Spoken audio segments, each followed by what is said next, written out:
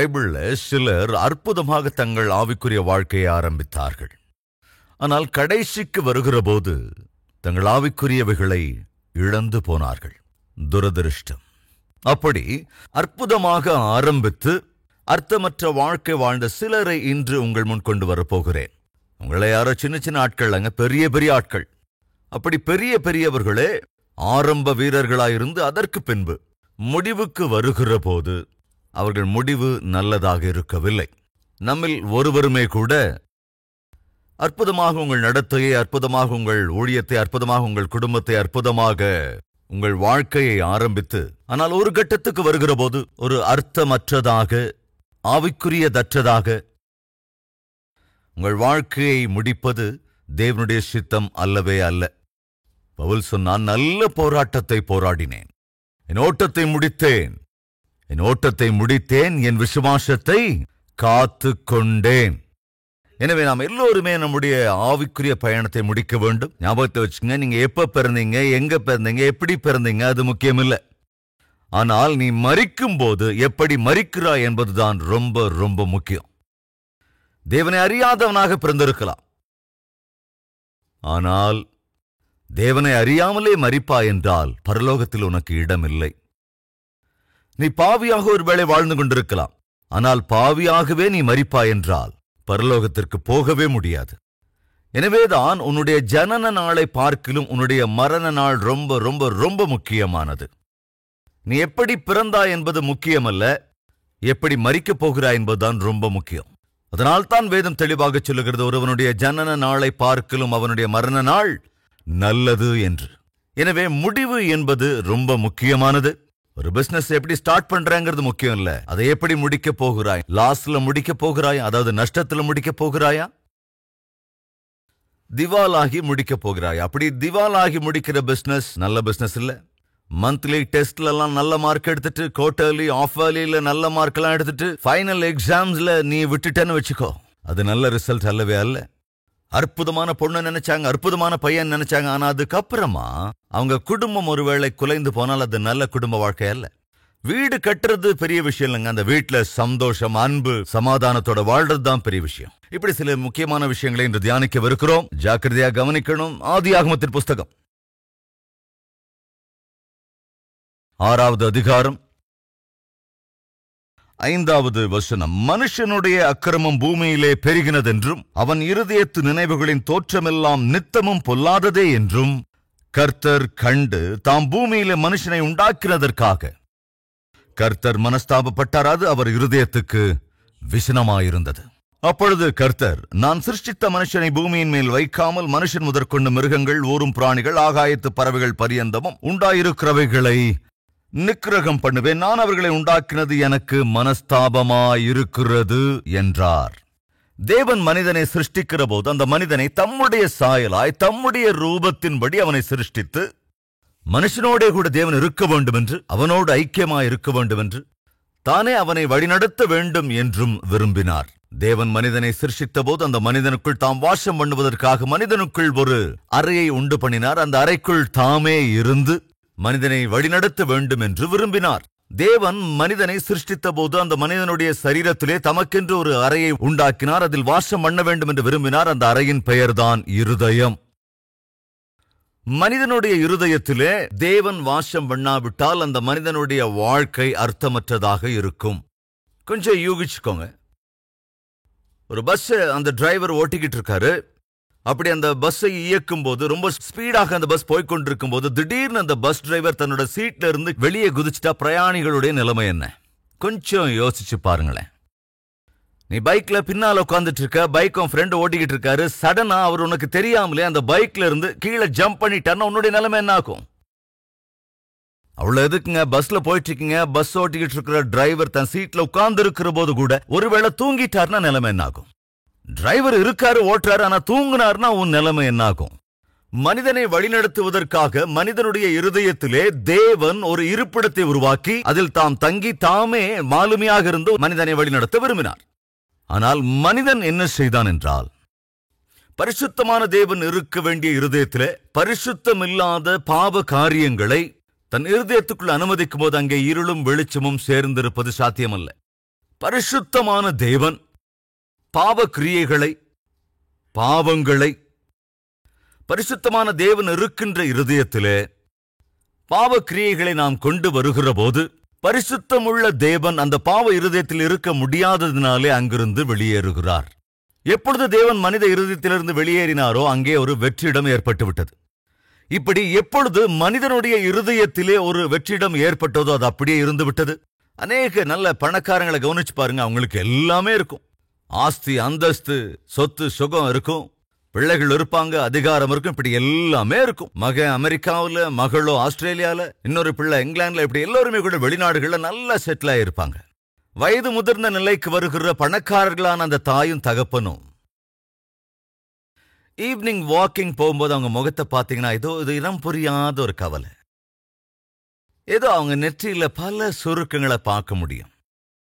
யாராவது அவங்களுக்கு தெரிஞ்சவங்க என்னங்க ரொம்ப டல்லா இருக்கீங்க அப்படின்னு கேட்டா என்னங்க சொல்றது, எல்லாமே இருக்கு ஆனா ஏதோ இல்லாத மாதிரி இருக்கு. எப்படிங்க, எல்லாம் இருக்கு ஆனா எங்கேயோ ஏதோ ஒரு வெற்றிடம், எங்கேயோ ஒரு வெறுமை. அந்த வெறுமை ஏன் வருகிறது? உன்னுடைய வாழ்க்கையிலும் வெறுமை இருக்கிறது, எம்ப்டினஸ் இருக்கிறது, சூன்யம் இருக்கிறது, வெற்றிடம் இருக்கிறது. அப்படிதானுங்க வழக்கமா நாம சொல்லுவோம்.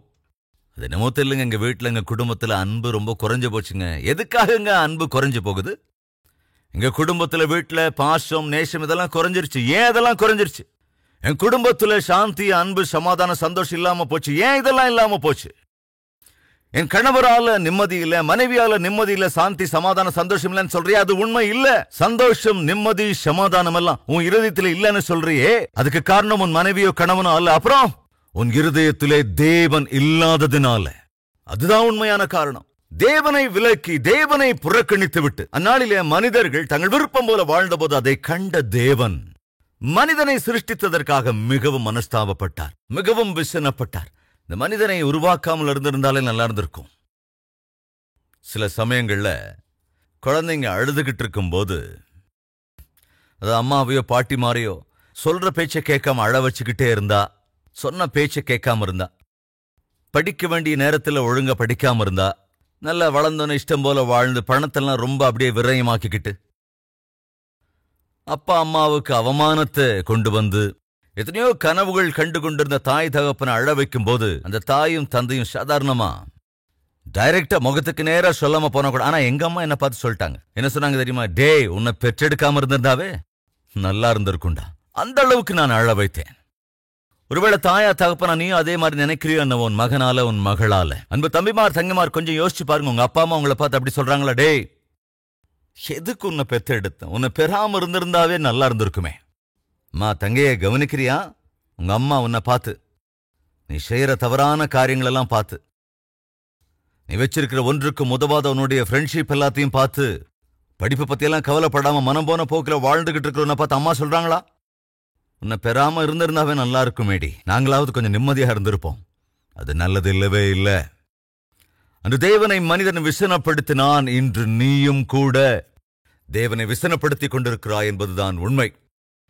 அன்று தேவனை மனிதன் காயப்படுத்தினான், இன்று நீயும் கூட தேவனை காயப்படுத்திக் கொண்டிருக்கிறாய் என்பது உண்மை. மனிதனை சிருஷ்டித்த தேவனையே மனிதன் விசனப்படுத்திய போது தேவன் அதை தாங்கிக் கொள்ள முடியாமல் இந்த மனிதனை நிகிரகம் பண்ணினாலே நன்றாக இருக்கும் என்று இந்த மனிதனை நிரந்தரமாக இந்த பூமியிலிருந்து நிகிரகம் பண்ணிவிட வேண்டும் என்று ஒரு முடிவெடுத்து விட்டார். ஜல பிரளயத்தை அனுப்பினார். பூமியிலே மனித குலமே இல்லாதபடிக்கு முழுமையாக அந்த ஜல பிரளயம் மனிதனை அழிக்க தயாராக இருந்தது. கவனிக்கிறியா? தேவனை காயப்படுத்துவது நல்லதல்ல, தேவனை விசனப்படுத்துவது நல்லதல்ல. தேவன் அன்புள்ளவர், அவர் தயாதாட்சண்யம் உள்ளவர், அவர் கருணாமூர்த்தி, அவர் இரக்கமுள்ளவர். என்ன செஞ்சாலும் சரி மன்னித்துக் கொண்டே இருப்பார், கருணை காட்டிக் கொண்டே இருப்பார், இறங்கிக் கொண்டே இருப்பார் என்று நாம் நினைத்துக் கொண்டிருக்கிறோம். ஆனா எதுக்குமே ஒரு லிமிட் இருக்குங்க. உங்க கையில ஒரு ரப்பர் பேண்டை எடுத்துக்குங்க, எடுத்துக்கிட்டு அப்படி ஸ்லோவா இழுத்து பாருங்க. நீளுதா இல்லையா? நீளுது. நீளுதானே? மறுபடியும் இழுங்க. நீளுதுல்ல? நீளுது. நல்லா என்லார்ஜ் ஆகுது. திரும்பவும் கொஞ்சம் இழுங்க. நல்லா நீளுது. நீளுதுன்னு சொல்லி மறுபடியும் கொஞ்சம் இழுக்குறீங்க. என்லார்ஜ் ஆயிடுச்சு. என்லார்ஜ் ஆகுதுன்னு இன்னும் கொஞ்சம் இழுக்குறீங்க. நீளுதுன்னு சொல்லி மறுபடியும் எடுக்கிறீங்க. அருந்து போச்சு. என்ன நடக்குதுங்க? அப்ப என்ன நடக்குது யோசிங்க. இங்கேயும் ஒரு அடி விழும், இதுலயும் ஒரு அடி விழும். ரெண்டு கைகளுமே கூட அடி வாங்கி இருக்கு. உங்க கையாலேயே சகோதரனே சகோதரியே சிக்ஷைய வருவிச்சுக்காதீங்க. எல்லாம் ஆயிட்டே இருக்குல்ல. நான் என்ன பாவம் பண்ணாலும் பரவாயில்ல, என்ன தப்பு செஞ்சாலும் அது அப்படியே போயிட்டே தான் இருக்கும். காலம் கடந்துட்டே தான் இருக்கும். வீடு நடந்துகிட்டு தான் இருக்கும், குடும்பம் நடந்துகிட்டு தான் இருக்கும், வியாபாரம் நடந்துகிட்டு தான் இருக்கும், இல்லறம் நடந்துகிட்டு தான் இருக்கும் அப்படின்னு சொல்லி உன் பாவத்தை சார்ந்து கொண்டு நீட்டுகிறாய், நீட்டிக்கொண்டே இருக்கிறாய். ஜாக்கிரதை, அது கொஞ்ச காலம் மட்டும்தான். அருந்து போகிற நாள் வரப்போகிறது. நீ தொடர்ந்து கொண்டிருக்கிற உன் பாவ காரியங்களுக்கு தேவன் முற்றுப்புள்ளி வைக்கிற நாள், சிக்ஷிக்கின்ற நாள் ஒன்றை தேவன் நிர்ணயித்திருக்கிறார். அந்த நாள் வருகிற போது யாராலும் தப்பிக்கவே முடியாது. சொல்றேன் இல்லையா, நீளுது அப்படின்னு சொல்லி இழுத்துக்கிட்டே இருக்கிற, அதுவும் என்லாஜ் ஆகிட்டே இருந்தது. ஆனால் ஒரு நொடி வரப்போகிறது. என்ன நொடி? அது அருந்து போகிற நொடி. அதுபோல நாட்டத்திற்கெல்லாம் ஃபுல் ஸ்டாப் வைக்க போகிற நொடி. ஒரு சின்ன ரப்பர் பேண்டே ஒரு நொடியில அருந்து போய் 2 கைகளையும் காயப்படுத்துதே, அதே போல நீ செய்கிற உன் தொடர் பாவங்களை கண்டுகொண்டே இருக்கிற தேவன் கண்டு கண்டு கண்டு ஒரு நாளில அறுத்து விடுவார். அப்ப நீ அனுபவிக்கிற வேதனை ரொம்ப பயங்கரமானதா இருக்குங்கிறத மறந்துடாத. எதற்காக நான் இதை சொல்கிறேன் என்றால், மனிதனை உண்டாக்கினதற்காக தேவன் மிகவும் மனஸ்தாபப்பட்டு என்ன செய்தார்? போனா போட்டுன்னு விட்டுட்டாரா? இல்லங்க, சிக்ஷித்தார். என்ன அந்த சிக்ஷை? மரண சிக்ஷை. தாம் சிருஷ்டித்த சிருஷ்டிகளையே முழுமையாய் அழிக்க வேண்டும் என்று முடிவெடுத்து விட்டார். மகா ஜலப்பிரளயத்தை அனுப்பினார்.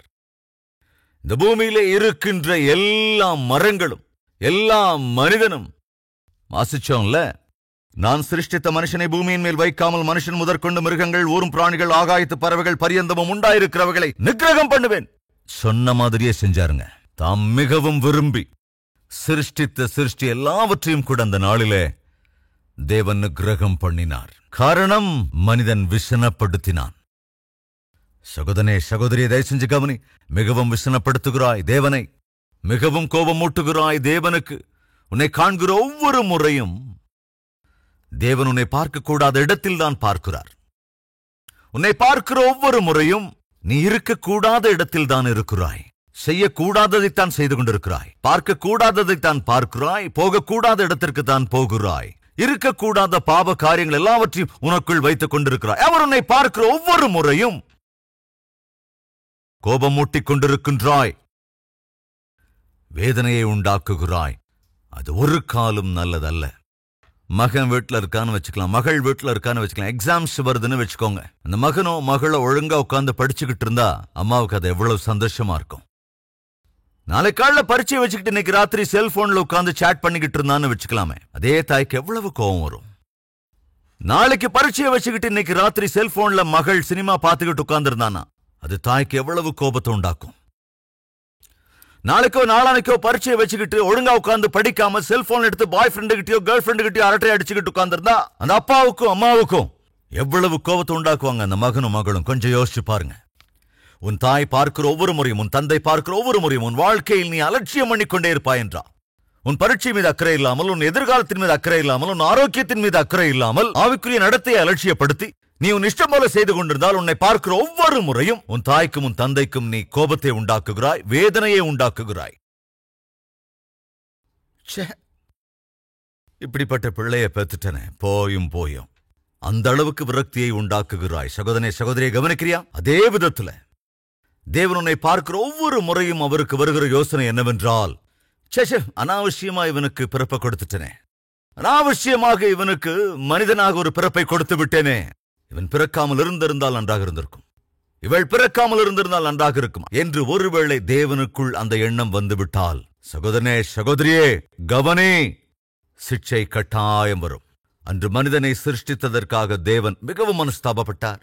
எனவே ஒரு நிர்ணயம் எடுத்துக்கொண்டார். எல்லாவற்றையும் நிகிரகம் பண்ண வேண்டும் என்று முடிவெடுத்து விட்டார். என்ன செய்தார்? நிகிரகம் பண்ணினாரா இல்லையா? சொன்னபடி அழித்து விட்டார். தேவன் சிக்ஷிக்கிற நாள் வரும்போது ஒருவராலும் தடுக்க முடியாது. எனக்கு அன்பானவர்களை கவனிக்கிறீங்களா? நீ செய்கிற பாவங்களை பார்த்து பார்த்து ஒரு நாள் தாங்க முடியாமல் உன்னை சிக்ஷிக்க வேண்டும் என்று தேவன் முடிவெடுக்கிற போது உன் ஆஸ்தி அதை தடுக்காது. தேவ சிக்ஷையிலிருந்து உன்னை தப்புவிக்காது. உன்னுடைய அழகு அல்லது உன்னுடைய அதிகாரம், இது எதுவுமே தேவனுடைய சிக்ஷையிலிருந்து உன்னை தப்புவிக்காது. உன்னுடைய அறிவோ, உன்னுடைய திறமையோ, ஆள்பலமோ அல்லது பண பலமோ, இது எதுவுமே கூட தேவ சிட்சையிலிருந்து உன்னை தப்புவிக்கவே முடியாது. ஒருவராலும் உன்னை தப்புவிக்க முடியாது. அந்த நாள் வருவதற்கு முன்பு இன்றே உன்னுடைய வாழ்க்கையை திருத்திக் கொண்டால் நல்லது. அதைத்தான் தேவனும் விரும்புகிறார். உன்னை சிட்சிப்பதிலே தேவன் சந்தோஷப்படுகிறவர் அல்ல. ஆனால் உன் தப்பை உணர்ந்து உன் வாழ்க்கையை திருத்திக் கொண்டால் தேவன் சந்தோஷப்படுவார். ஒரு வசனத்தை வாசிக்கலாம், அண்டர்லைன் பண்ணி வச்சுக்கோங்க. எசேக்கியேலின் புத்தகம் 18:23. துன்மார்க்கன் சாகிறது எனக்கு எவ்வளவேனும் பிரியமோ. தேவன் சொல்றாரு, ஒரு துன்மார்க்கன் இருந்தா கூட அது எனக்கு என்ன சந்தோஷமா? சகோதரனை கவனிக்கிறியா? நீ செத்து போனா தேவனுக்கு அது சந்தோஷமா?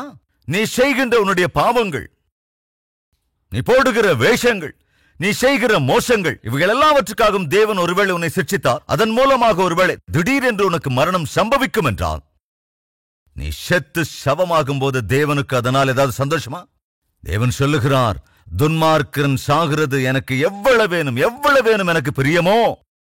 அவன் தன் வழிகளை விட்டு திரும்பி பிழைப்பதல்லவோ எனக்கு பிரியம் என்று கர்த்தராகிய ஆண்டவர் சொல்கிறார். என் பிள்ளைகள் தங்கள் வாழ்க்கையை திருத்திக் கொண்டால், அவர்கள் நடத்தையை மாற்றிக்கொண்டால், தொடர்ந்து செய்து வருகிற பாவங்களை விட்டு விலகினால், செய்கிற பரிசுத்தமற்ற பாவ காரியங்களுக்கு ஃபுல் ஸ்டாப் வைத்தால் நான் சந்தோஷப்படுவேன். எனவே தேவன் இன்று சொல்லுகிறார், நீ நல்லான்னா அதை பார்த்து நான் சந்தோஷப்படுவேன். உன் வாழ்க்கை திருத்திக் கொண்டால் சந்தோஷப்படுவேன். உன் குடும்பத்தை நல்லபடியாய் கட்டினால் நான் சந்தோஷப்படுவேன். பரிசுத்தமில்லாத காரியங்களை, பரிசுத்தமில்லாத பழக்க வழக்கங்களை விட்டு நீ விலகினால் நான் சந்தோஷப்படுவேன். உலக பிரகாரமான உன்னுடைய சிற்றின்பங்கள் எல்லாவற்றையும் விட்டு விலகினால் நான் சந்தோஷப்படுவேன். வாலிபத்தின் இச்சைகளுக்கு, வாலிபத்தின் அருவருப்பான காரியங்களுக்கு நீ ஃபுல் ஸ்டாப் வைத்தால் நான் சந்தோஷப்படுவேன். அப்படி இல்லாமல் உன் மனம் போன வாழ்க்கையை நீ வாழ்ந்து கொண்டு அந்த பாவத்திலேயே நீ மரிப்பாய் என்றால் அதில் எனக்கு என்ன சந்தோஷம்? நீ நரகத்திலே தள்ளப்பட்டு யுகயுகமா எரிந்து கொண்டிருப்பதிலே எனக்கு என்ன சந்தோஷம்? சகோதர சகோதரிகளே, என்ன செய்ய வேண்டும்?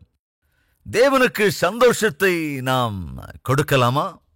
அல்லது இந்த துஷ்டத்துவத்திலேயே நீ மூழ்கிக் கொண்டிருக்கிற உன் பாவங்களோடேயே, அப்படி செய்கிற பாவங்களுக்காக தேவனுடைய சிட்சையை பெற்றுக்கொண்டு பயங்கரமாய் உன் வாழ்க்கையை முடித்து எப்பொழுதும் அழுகையும் பற்கடிப்பும் நிறைந்த பயங்கரமான அந்த நரகத்துக்கு போக விரும்புகிறாயா?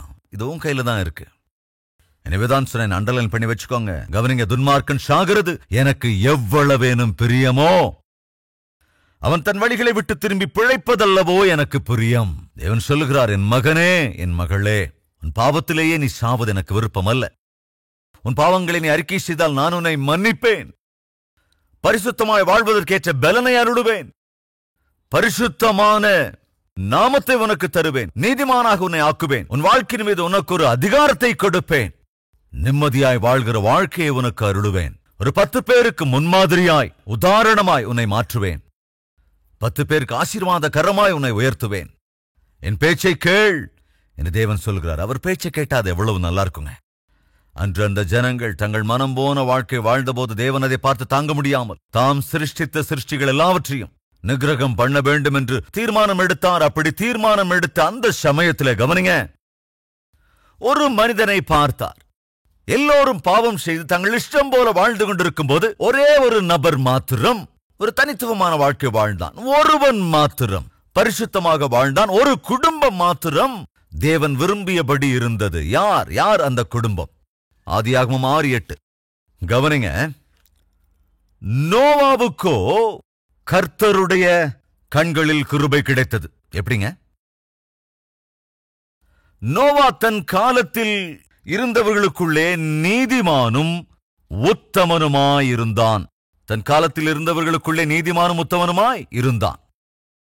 நோவா தேவனோடே சஞ்சரித்துக் கொண்டிருந்தான். 12ஆம் வசனம்.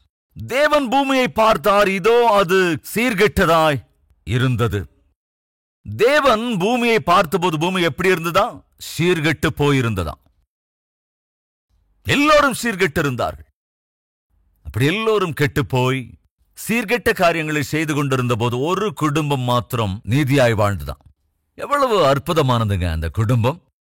எங்க பையன் ரொம்ப நல்ல பையங்க, அவனோட ஃப்ரெண்ட்ஸ் தாங்க நல்ல பசங்க இல்ல, அதனால ஃப்ரெண்ட்ஸ் சர்க்கிள் நல்லா இல்லாததுனால, ஃப்ரெண்ட்ஸ் நல்லவங்களா இல்லாததுனால என் பையனும் கெட்டு போயிட்டாங்க அப்படிங்கிறாங்க அந்த அம்மா. ஆனா மத்தவங்க எல்லாம் என்ன சொல்றாங்க? அம்மா, உங்க பையன் நல்லா இல்லனாலதான் அவன் ஃப்ரெண்ட்ஸும் கெட்டு போயிட்டாங்க. அது அங்க நடக்கிற விஷயம். காக்கைக்கும் தன் குஞ்சு பொன் குஞ்சு தான். நம்மை சுற்றி இருக்கிற நிலைமை சரியில்லாமல் இருக்கும்போது, நம்மை சுற்றி இருக்கிறவர்கள் தங்கள் மனம் போல வாழும்போது, நாம பரிசுத்தமா வாழ்றது அவ்வளவு சுலபமா? நம்ம சுத்தி இருக்கிறவங்க எல்லாம் நல்லா குடிச்சுக்கிட்டு இருக்கும்போது, குடிக்காம நம்மளை சுத்தி இருக்கவங்க எல்லாம் அநியாயமா அக்கிரமமா சம்பாதிச்சுக்கிட்டு இருக்கும்போது, நாம மாத்திரம் அநியாயமா சம்பாதிக்காம, நம்ம கிளாஸ்மேட்ஸ் எல்லாரும் கூட சிகரெட் நல்லா குடிச்சுக்கிட்டு, பிராந்தி விஸ்கிய காலி பண்ணிக்கிட்டு, கண்டபடி பெண்களோட ஊர் சுத்திக்கிட்டு இருக்கும்போது, நீ ஒருத்த மாத்திரம் பரிசுத்தமா வாழ்றது அவ்வளவு சுலபமா? யோசிச்சு பாரு. சாதாரணமா அது சுலபம் இல்ல. ஏன்னா அந்த மாதிரி பாவம் பண்றவங்களுக்குள்ள இருக்கிற யூனிட்டி சாதாரணமான யூனிட்டி இல்லைங்க. டேய் வரையாடா? இல்லடா என்கிட்ட காசு இல்ல. டே உங்ககிட்ட காசு இல்லன்னா என்னடா, என் பொண்டாட்டியோட தாலி என் கையில இருக்கு, வாடா.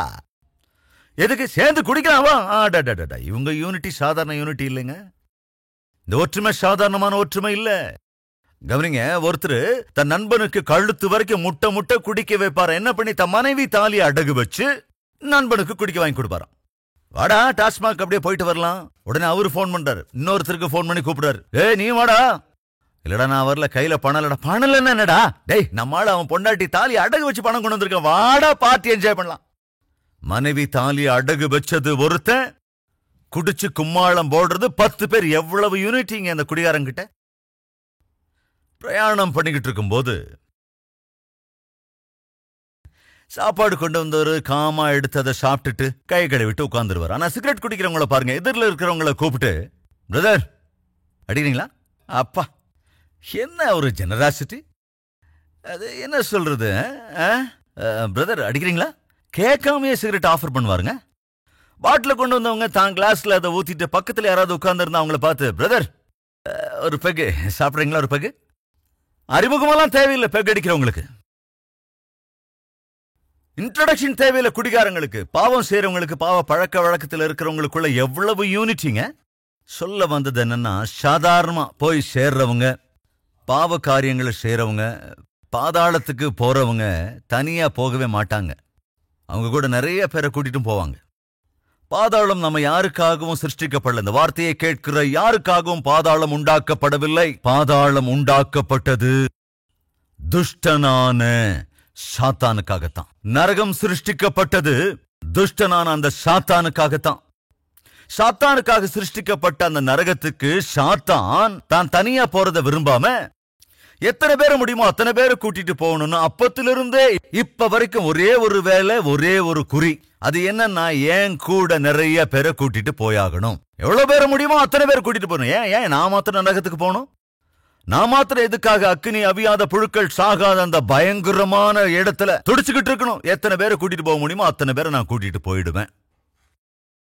நரகம் உனக்காக சிருஷ்டிக்கப்பட்டதல்ல. அந்த நரகம் துஷ்டனான சாத்தானுக்காக உருவாக்கப்பட்டது. நீ எங்க போற? நீ போக வேண்டிய தேவை உனக்கு என்ன வந்தது? அது நீ போக வேண்டிய இடமே இல்ல. நீ போக வேண்டிய இடம் ஒன்று இருக்கிறது, அதன் பெயர் பரலோகம். தேவனுடைய பிள்ளைகள் இருக்கின்ற இடம், பசி பட்டினி இல்லாத இடம், வியாதி வேதனை இல்லாத இடம், பொருளாதார பிரச்சனை இல்லாத இடம், பரிசுத்தம் இல்லாதவைகள் இல்லாத இடம், அற்புதமான இடம் பரலோகம். அங்கதான் நீ போகணும். ஆனா இன்னைக்கு நீ எதை நோக்கி போய்கிட்டு இருக்கிற? எதை நோக்கி அடியெடுத்து வைக்கிறாய்? எந்த வழியிலே போய்கொண்டிருக்கிறாய் தெரியுமா? கட்டாயமா பாதாளத்துக்கு போகிற அந்த விசாலமான பாதையில நீ பிரயாணம் பண்ணி கொண்டிருக்கிறாய். அதனால் தான் தேவன் உன்னிடத்திலே சொல்லுகிறார், உன்னுடைய வழி சரியானது அல்லவென்று. நீ போய் சேரப்போகிற இடம் மிகவும் பயங்கரமான பாதாளம் என்று, அது மிகவும் ஆபத்தான இடம் என்று. அங்கே அக்கினி அவியாதென்றும் புழுக்கள் சாகாதென்றும், அங்கே நீ போக வேண்டிய அவசியமில்லை என்றும், உனக்காக பரலோகத்திலே தேவன் காத்துக் கொண்டிருக்கிறார் என்றும், உனக்கான இடத்தை அவர் அங்கே ஆயத்தம் பண்ணி கொண்டிருக்கிறார் என்றும் இந்த வேளையிலே உனக்கு அறிவுறுத்தவே தேவன் இதை சொல்லிக் கொண்டிருக்கிறார். என்னுடைய கேள்வி, அன்பு சகோதரனே சகோதரியே, நீ எங்கே போக போகிறாய்? மரித்து நரகத்துக்கு போவாயா அல்லது மரித்து பரலோகத்துக்கு போவாயா? உன்னை நரகத்துக்கு கொண்டு போக வேண்டும் என்று விரும்புகிற சாத்தானின் பேச்சை கேட்பாயா அல்லது உன்னை பரலோகத்துக்கு கொண்டு போக வேண்டும் என்று அன்போடு அழைக்கிற தேவனுடைய வார்த்தையை கேட்பாயா? முடிவெடுக்க வேண்டியது உன் கையில் இருக்கிறது.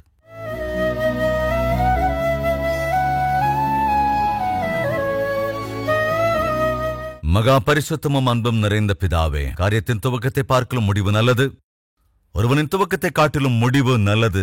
எங்கள் முடிவு நல்லா இருக்கணும் ஆண்டவரே.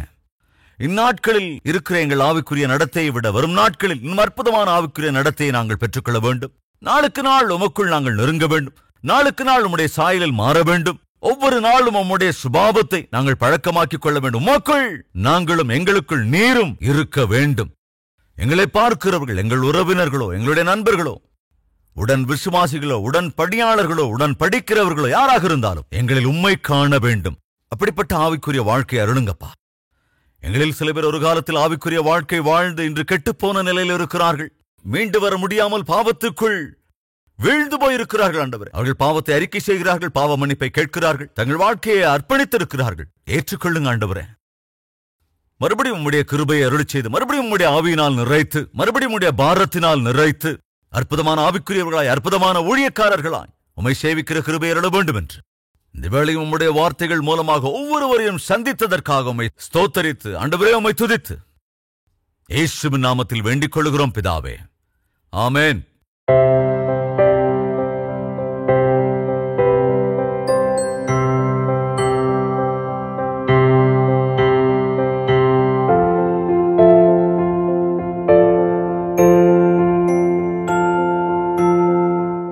Address Calvary, Post Box number 30, Kukatpalli, Hyderabad 72.